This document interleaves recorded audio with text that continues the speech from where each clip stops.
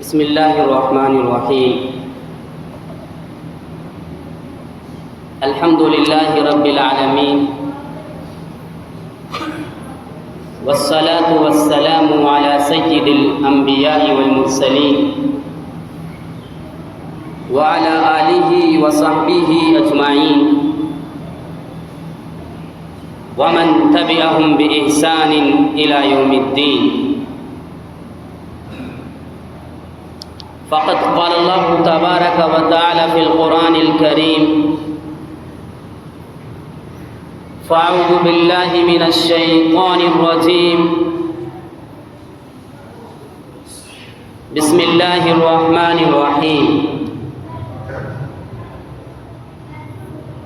والعصر إن الإنسان لفي خسر إلا الذين آمنوا وعملوا الصالحات وتواصوا بالحق وتواصوا بالصبر. وقال النبي صلى الله عليه وسلم: نعمتان مغبون فيهما كثير من الناس الصحة والفراغ.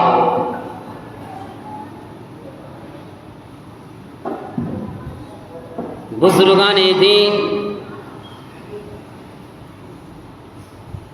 میرے عزیز ساتھیوں، بھائیوں، دینی و ایمانی دعوتی کہکشاؤں،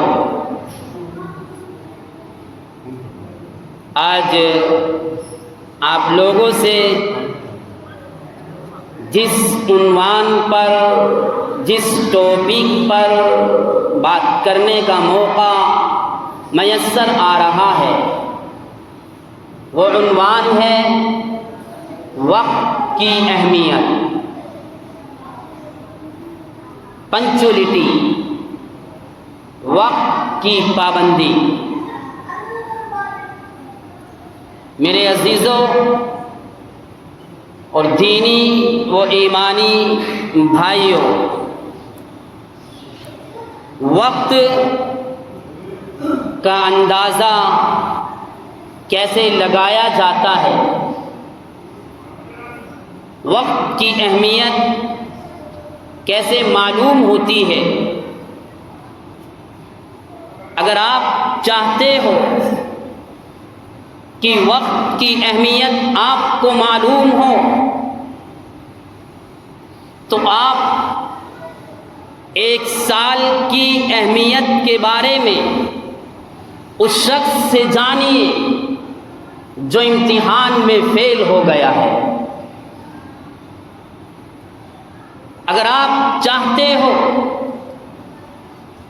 ایک مہینے کی اہمیت کے بارے میں تو آپ اس کی اہمیت اس سے پوچھو جس کو اس مہینے کی تنخواہ نہیں ملی ہے، جس کو اس مہینے کی سیلری نہیں ملی ہے. اس کا گزارا کیسے ہوگا؟ اگر آپ چاہتے ہو ایک ہفتے کی اہمیت کے بارے میں پوچھنا تو آپ پوچھئے اس شخص سے کہ جو انسان ایک ہفتے تک کسی بیماری کی وجہ سے اسپتال میں ایڈمٹ ہے. اگر آپ چاہتے ہو ایک دن کی اہمیت کے بارے میں پوچھنا تو آپ پوچھئے اس شخص سے اس دن کی اہمیت کے بارے میں جس نے روزہ رکھا ہے اور جس کا روزہ نکل چکا ہے. اس سے اس دن کی اہمیت کے بارے میں پوچھئے. اگر ایک روزہ چھوڑ دیا، پوری زندگی روزے رکھے، اس ایک روزے کا بدل میں اور آپ نہیں پا سکتے. اگر آپ چاہتے ہو ایک گھنٹے کی اہمیت کے بارے میں پوچھنا، آپ پوچھو اس شخص سے جو کسی انسان کا 1 گھنٹے سے انتظار کر رہا ہے. اگر آپ چاہتے ہو 1 منٹ کی اہمیت کے بارے میں پوچھنا تو آپ پوچھو اس شخص سے جس کی 1 منٹ پہلے فلائٹ چھوٹ چکی ہے، وہ آپ کو بتائے گا 1 منٹ کی اہمیت کیا ہے۔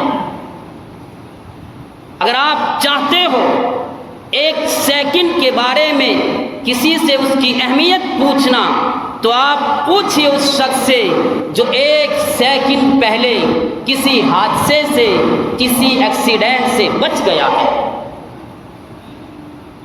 میرے عزیزوں، یہ جو وقت ہے یہ زندگی کا بڑا اہم حصہ ہے۔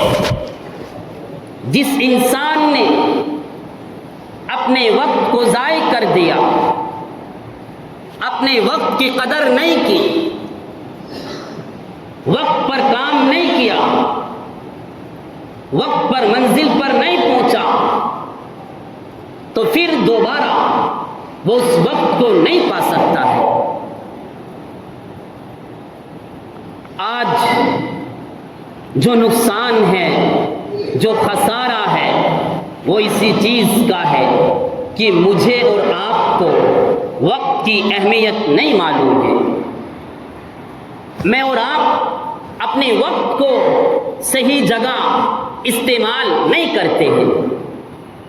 میری منٹ کہاں جا رہی ہے مجھے یہ نہیں معلوم، میری 1 سیکنڈ کہاں گزر رہی ہے مجھے یہ نہیں معلوم، میں اپنا دن کیسے گزار رہا ہوں مجھے یہ نہیں معلوم، میں اپنی رات کیسے گزار رہا ہوں مجھے یہ نہیں معلوم۔ انسان اگر بیمار ہو جائے، اس کو بخار ہو جائے، ڈاکٹر کے پاس جائے گا، دوائی لے گا، امید ہے اللہ کی ذات سے وہ ٹھیک ہو جائے گا۔ اگر گھر میں چوری ہو گئی، گھر میں کوئی نقصان ہو گیا، 5، 10، 20، 30 ہزار کا مال چوری ہو گیا، انسان محنت کرے گا، کوشش کرے گا، اس محنت کے ذریعے وہ 20-30 ہزار کی بھرپائی اپنی زندگی میں کر لے گا۔ لیکن اگر یہ وقت گزر گیا، یہ لمحات گزر گئے، یہ سیکنڈ گزر گئی،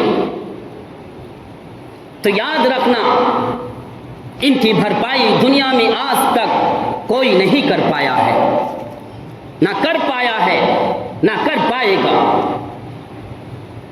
وقت انسان کے لیے زندگی میں سب سے اہم ہے۔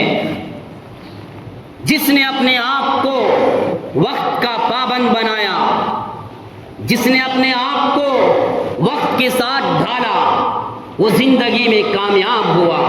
اس کا بچپنا سے ہی گزرا، اس کی جوانی سے ہی گزری، اس کا بڑھاپا سے ہی گزرا۔ جس نے اپنے وقت کو صحیح استعمال نہیں کیا، جو انسان اپنے وقت کے ساتھ خیانت کرتا ہے، اپنے وقت کے ساتھ بے وفائی کرتا ہے، اپنے وقت کے ساتھ نہیں چلتا، تو وقت اس کو چھوڑ کر آگے گزر جاتا ہے۔ آج میں اور یہ انسان، جس انسان کو 60 یا 70 یا زیادہ یا کم جو بھی عمر دی گئی ہے، اس عمر کو میں اور آپ کیسے استعمال کرتے ہیں؟ میری عمر کا 1 سال جیسے گزرتا ہے، میں اور آپ خوشی مناتے ہیں، برتھ ڈے مناتے ہیں، اور خوشی کے ساتھ بڑے بڑے پروگرام کرتے ہیں۔ مجھے بھی دعوت دی جاتی ہے کہ آئیے گا مولانا، آج برتھ ڈے ہے بچے کا۔ لیکن مجھے بتاؤ کہ جس شخص کے پاس 50 روپے ہیں، ان 50 روپوں میں سے اس نے 30 روپے خرچ کر دیے ہیں، اب اس کے پاس 20 روپے باقی ہے، جہاں 30 خرچ ہو گئے، کیا یہ خوشی منانے کا مقام ہے؟ آپ خوش ہوتے ہو کہ 30 روپے خرچ ہو گئے، 20 بچے، 40 روپے خرچ ہو گئے، 10 بچے، خوش ہو رہے ہو؟ یہ کون سی عقل ہے؟ یہ کون سا میرا اور آپ کا مائنڈ ہے کہ جو نقصان پر خوش ہو رہا ہے؟ جس کی 60 سال کی زندگی میں سے 20 سال کم ہو گئے، 40 باقی ہے، وہ خوش ہو رہا ہے۔ اگلے سال پھر 1 سال کم ہو گیا، وہ خوش ہو رہا ہے۔ یہ زندگی، یہ وقت ہمیں یہ میسج دیتا ہے کہ جو گزر گیا وہ دوبارہ آپ کے ہاتھ نہیں آتا ہے۔ آپ اگر چاہو اپنے بچپنے کو لینا، آپ کو بچپنا نہیں ملے گا۔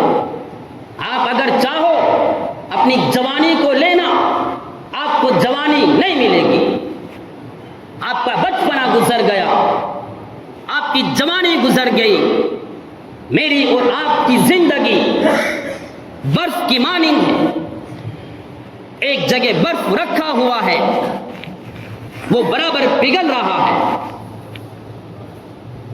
میری اور آپ کی زندگی بھی ہر سیکنڈ، ہر لمحہ، ہر وقت پگھل رہی ہے۔ مجھے اور آپ کو اپنی زندگی کی قدر کرنی ہے، اپنے اوقات کی قدر کرنی ہے۔ میں اور آپ اپنی زندگی کے تعلق سے دھوکے میں پڑے ہوئے ہیں۔ اگر وقت خریدا جاتا تو دنیا میں نمرود جیسے بادشاہ ہوئے، دنیا میں شداد جیسے ظالم بادشاہ ہوئے، دنیا میں فرعون جیسے ظالم کا چہرہ بھی دیکھا گیا، لیکن کوئی انسان وقت نہیں خرید پایا۔ دنیا کی ساری دولت خریدی گئی، دنیا کے سارے عیش و آرام کے لیے سامان خریدے گئے، پنکھے خریدے گئے، اے سی خریدی گئی، کولر خریدے گئے، ڈیکوریشن کے لیے وہ ساری چیزیں خریدی گئی جس سے ایک گھر میں رونق ہو سکتی ہو۔ لیکن یاد رکھنا، وقت کو کسی نے نہیں خریدا ہے۔ وقت کسی کے ساتھ دوستی نہیں کرتا۔ یہ سیکنڈ، یہ منٹ، یہ گھنٹے کسی کے دوست نہیں ہیں۔ ان کے ساتھ جو چلتا ہے یہ اس کے ساتھ چلتے ہیں۔ اسی وجہ سے قرآن کریم میں اللہ تعالیٰ نے بڑی وضاحت کے ساتھ ارشاد فرمایا، ان الصلاۃ کانت علی المؤمنین کتابا موقوتا، کہ نمازیں اپنے اپنے اوقات پر فرض کی گئی ہے۔ فجر کی نماز کب پڑھنی اس کا وقت ہے، ظہر کی نماز کب پڑھنی اس کا وقت ہے، عصر کی نماز کب پڑھنی اس کا وقت ہے، مغرب کی نماز کب پڑھنی اس کا وقت ہے، عشاء کی نماز کب پڑھنی اس کا وقت ہے۔ سال میں حج کرنے کا بھی وقت ہے، سال میں رمضان کے روزے ایک بار آتے ہیں۔ وہ ایسا نہیں میں نے اور آپ نے سوچا گرمی کا موسم ہے، سردی میں اس مہینے کے روزے رکھیں گے۔ اے علماء دیوبند کوئی فتویٰ نکالو جس سے ہم گرمی کی بجائے سردی میں روزے رکھیں۔ کوئی وقت کے ساتھ خیانت نہیں کر سکتا۔ اس وقت کی قدر کرو، اس وقت کے ساتھ چلو۔ اللہ تبارک و تعالیٰ نے یہ وقت میرے لیے اور آپ کے لیے جو آج دنیا میں دیا ہے، اگر آج اس وقت کی قدر نہیں کی گئی تو پچھتاوے کے علاوہ کچھ ہاتھ نہیں لگے گا۔ ابن آدم سے 5 سوالات کیے جائیں گے۔ جب تک جنت اور جہنم کا فیصلہ نہیں ہوگا، جب تک یہ انسان، یہ مانو، یہ ویکتی ان 5 سوالوں کا جواب نہ دے دے۔ پہلا سوال کیا جائے گا، آپ کو زندگی دی گئی تھی، آپ نے اپنی یہ زندگی کہاں پر گزاری؟ آپ کو عمر دی گئی تھی، آپ کی یہ عمر کیسے گزری؟ آپ کو جوانی دی گئی تھی، آپ کی جوانی کہاں پر لگی؟ آپ نے اپنی جوانی کو عبادت میں لگایا، آپ نے اپنی جوانی کو صرف کمائی میں لگایا، آپ نے اپنی جوانی کو کہاں پر لگایا؟ تیسرا سوال کیا جائے گا، آپ نے مال کیسے کمایا؟ کہاں سے کمایا؟ کہیں حرام تو نہیں کمایا، کہیں دھوکے سے تو نہیں کمایا؟ مال کیسے کمایا گیا؟ چوتھا سوال کیا جائے گا، مال کیسے خرچ کیا؟ کہاں پر خرچ کیا؟ جو مال آپ کے پاس تھا، اس مال سے کیا آپ نے زکوٰۃ نکالی؟ کیا آپ نے صدقات دیے؟ کیا آپ نے خیرات کی؟ کیا آپ نے مسجدوں میں دیا؟ کیا آپ نے اللہ کی راہ میں خرچ کیا؟ کیا آپ نے بیواؤں کو دیا؟ کیا آپ یتیموں کا سہارا بنے؟ کیا آپ بیواؤں کا سہارا بنے؟ پانچواں سوال کیا جائے گا، جو نالج، جو علم آپ کے پاس تھا، آپ نے اس پر کتنا عمل کیا؟ آپ کو معلوم تھا نماز پڑھنا فرض ہے، آپ نے کتنی نمازیں پڑھی؟ آپ کو معلوم تھا زکوٰۃ دینا فرض ہے، آپ نے زکوٰۃ دی یا نہیں دی؟ جب تک انسان ان 5 سوالوں کا جواب نہیں دے گا، اس وقت تک انسان کا کوئی فیصلہ رب عالی کی طرف سے نہیں آئے گا۔ میرے عزیزوں، اپنے وقت کی قدر کرو۔ آپ مسجدوں میں آتے ہو، آپ نماز پڑھنے آتے ہو، بڑے درد کے ساتھ کہنا پڑ رہا ہے کہ آپ یہاں پر آ کر 2 رکعت پڑھتے ہو اور فوراً دعا پوری بھی نہیں ہو پاتی، یہاں سے نکلنا شروع کر دیتے ہو۔ میں معافی چاہوں گا، تھوڑی تلخ بات ہے، ہم نے جب باہر کسی فیکٹری میں مزدوری کی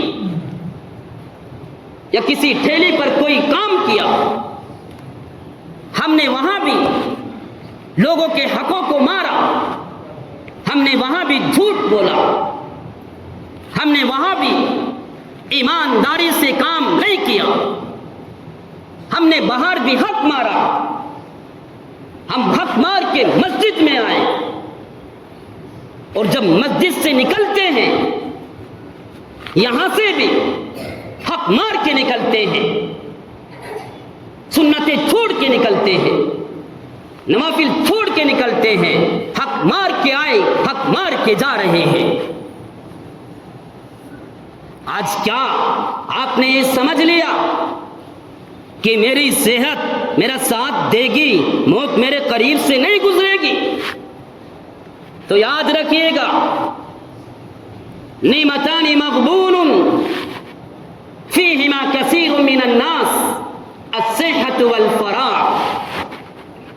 2 نعمتیں ایسی ہیں کہ انسان، زیادہ تر انسان ان دونوں نعمتوں کے تعلق سے دھوکے میں پڑا ہوا ہے۔ پہلی نعمت، وہ یہ سمجھتا ہے میں بیمار نہیں ہوں گا، اللہ نے مجھے صحت دے رکھی ہے، اپنی صحت کے ذریعے اللہ تعالیٰ کہ جو اوامر ہے، جو نواہی ہے، ان کی پابندی نہیں کرتا۔ دوسرا دھوکہ، اپنی فراغت کی قدر کرو، اس کی اہمیت سمجھو۔ کسی کام میں مشغول ہونے سے پہلے قبل اس کے آپ کو کہنا پڑے مولانا دل تو بہت چاہتا ہے مسجد میں آنے کے لیے، دل تو بہت چاہتا ہے نماز پڑھنے کے لیے، دل تو بہت چاہتا ہے اللہ کی راہ میں نکلنے کے لیے، کیا کرے وقت ہی نہیں ہے۔